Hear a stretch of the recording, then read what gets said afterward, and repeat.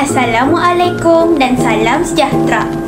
Hai semua, nama saya Nur Auni Humaira binti Muhammad Yasmin.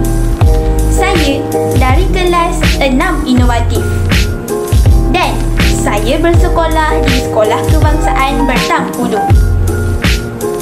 Kod sekolah saya ialah MBA 2032. Hari ini saya ingin membentangkan satu tajuk yang menarik dalam tata bahasa, iaitu peribahasa.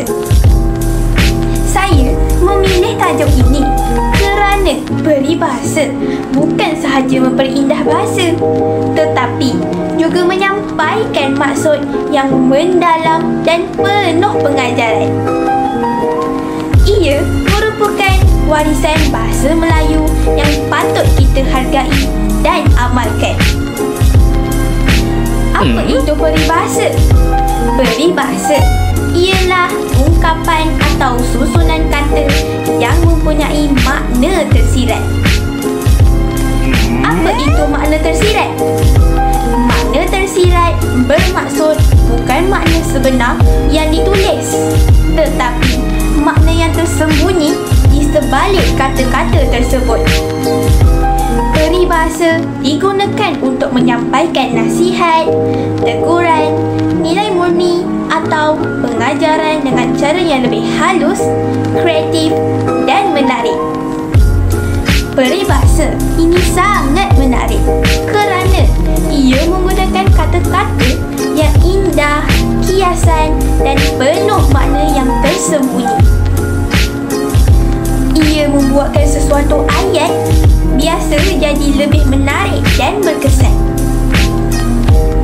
Peribahasa juga sangat penting kerana yang pertama, mengajar nilai murni. Contohnya, bagai awur dengan tepik, mengajar kita supaya saling membantu.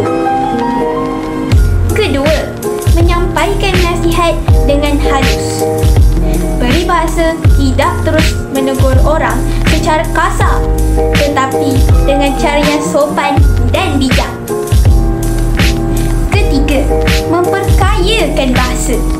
Kita boleh menulis karangan atau bercakap dengan lebih baik dan matang. Keempat, warisan budaya Melayu. Ia menunjukkan kebijaksanaan orang dulu-dulu. Kita patut belajar dan kekalkan peribahasa supaya tidak dilupakan. Peribahasa pilihan saya ialah kera mendapat bunga. Kawan-kawan, tahu tak apa maksud peribahasa ini? Tak tahu? Mari saya terangkan. Kera ialah haiwan yang tidak tahu menilai keindahan atau nilai sesuatu.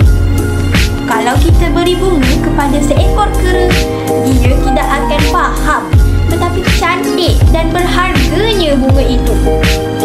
Bunga pula ialah sesuatu yang cantik, halus dan bernilai.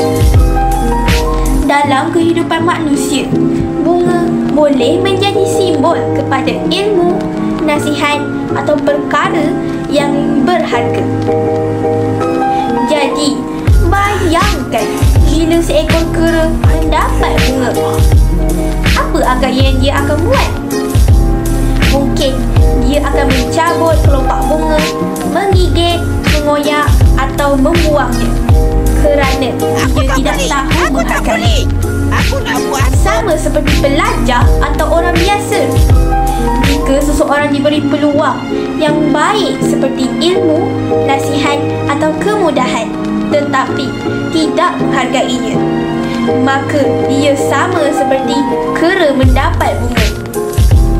Contohnya, seorang murid diberi peluang belajar dengan guru yang hebat dan dilengkapi dengan buku-buku yang bagus, tetapi dia malas belajar, tidak menghormati guru dan suka membuang masa, maka dia seperti kera yang mendapat bunga kerana dia mendapat ilmu tetapi tidak tahu menghargainya. Kawan-kawan, faham tak apa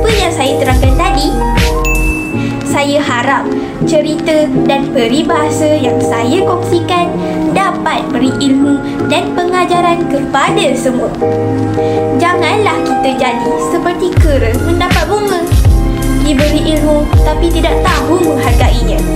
Bak kata pepatah, siapa yang termakan cili, ialah yang terasa pedasnya. Kalau terasa, itu tandanya kita perlu berubah dan jadi lebih baik. Kesimpulannya, peribahasa bukan sekadar bahasa. Ia adalah seni, nasihat dan warisan bangsa. Maka, pelajarilah dan gunakannya dengan bangga. Sebelum saya berpundur, izinkan saya kongsikan satu peribahasa moden zaman sekarang. Wi-Fi putus, hidup pun keluh kesah. Peribahasa ini bermaksud zaman sekarang ramai yang terlalu bergantung kepada internet. Sampai bila Wi-Fi terputus pun rasa macam nak kiamat. Jadi, jangan biar internet laju, tetapi semangat belajar perlahan. Ya kawan-kawan, sekian sahaja daripada saya. Terima kasih.